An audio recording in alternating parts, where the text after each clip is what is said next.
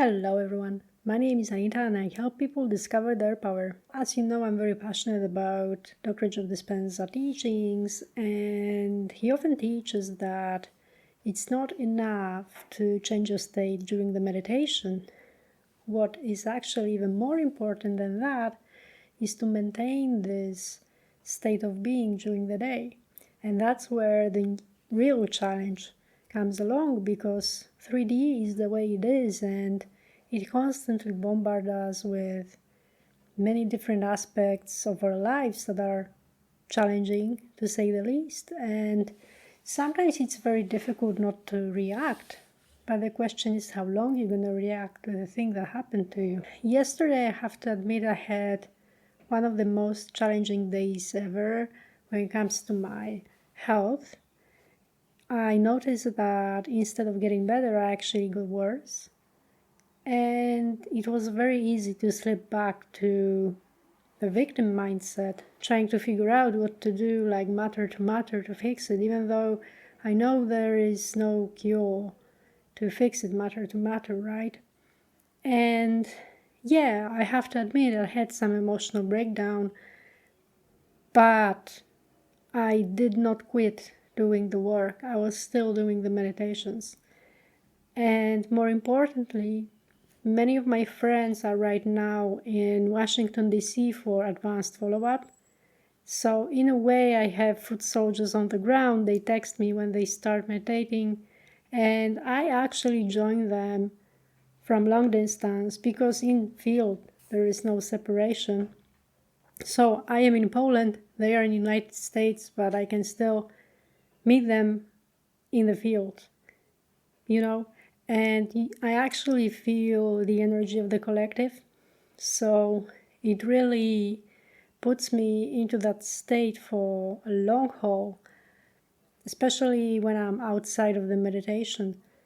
But it's just one of the ideas I started to implement, if you go to his retreats, Dr. Joe Dispensa retreats, you can more or less predict when they're gonna meditate, and you can join in. Sometimes I miss the mark, sometimes I don't. And that's fine too, because I think that if you go into meditation with the intention to join the collective, it's enough for you to know when the event happens. And I think this collective energy is always present and available for you in the field, and you can tap into it. So you not necessarily need to do the meditation at the same time they do it.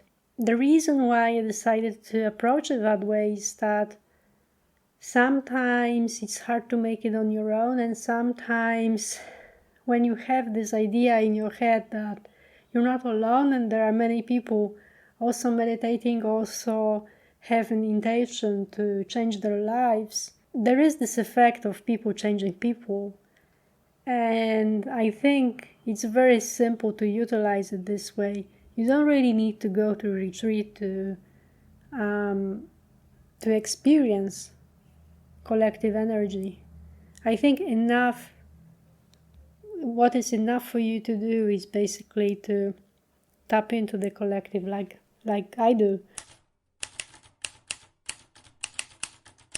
First meditation I did at night. Actually, I woke up, it was super hot and I couldn't sleep, and I wasn't really planning to tune into them, but I kind of thought of them, and I did tune into them doing Center of the Magnet.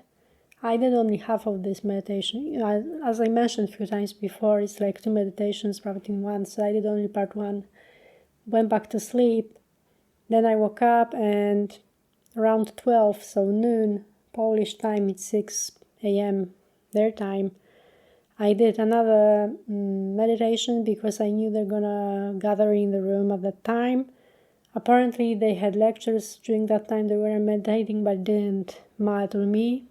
I could feel their energy, their collective. And after this second meditation, I started releasing a lot of patterns, trauma. I was crying a lot during the day. And part of this pattern I was letting go. I think if you are familiar with Eckhart Tolle teachings, it's like he talks a lot about pain body. So I think I was releasing a lot of patterns connected to my self-pity.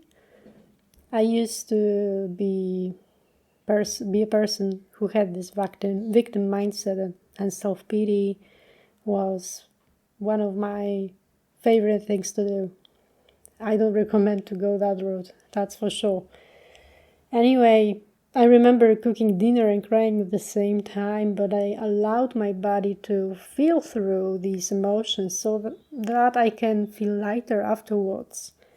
And after the dinner, it was about 7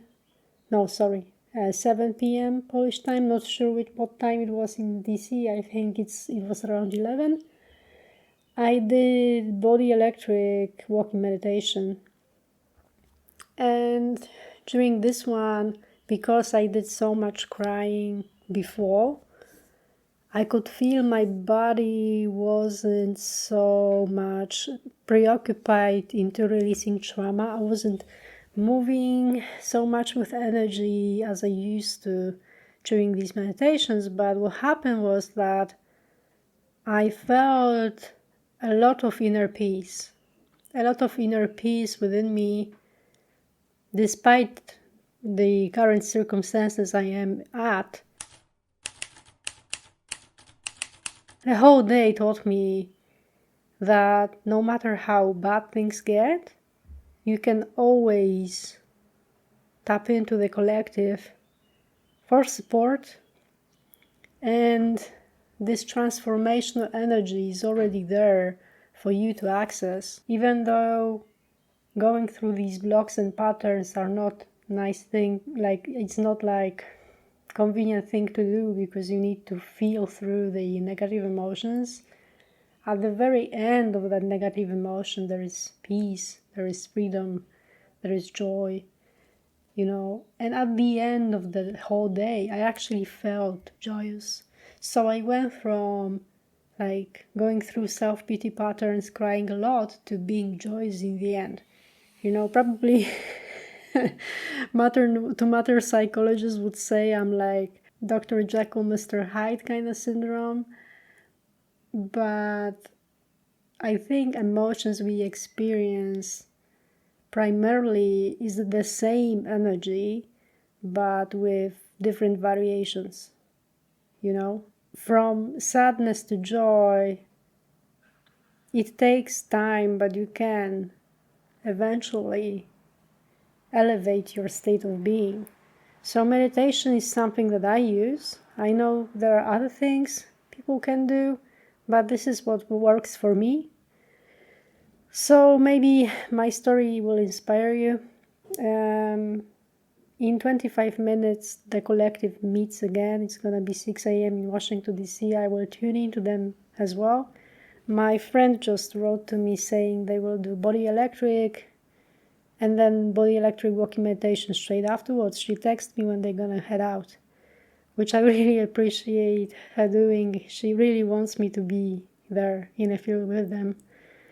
And it's so cool that this community helps each other so much, and we appreciate each other. Even if we cannot meet in person, we always think of each other somehow, and we connect through this vast, empty space of nothing, which isn't really nothing, is it?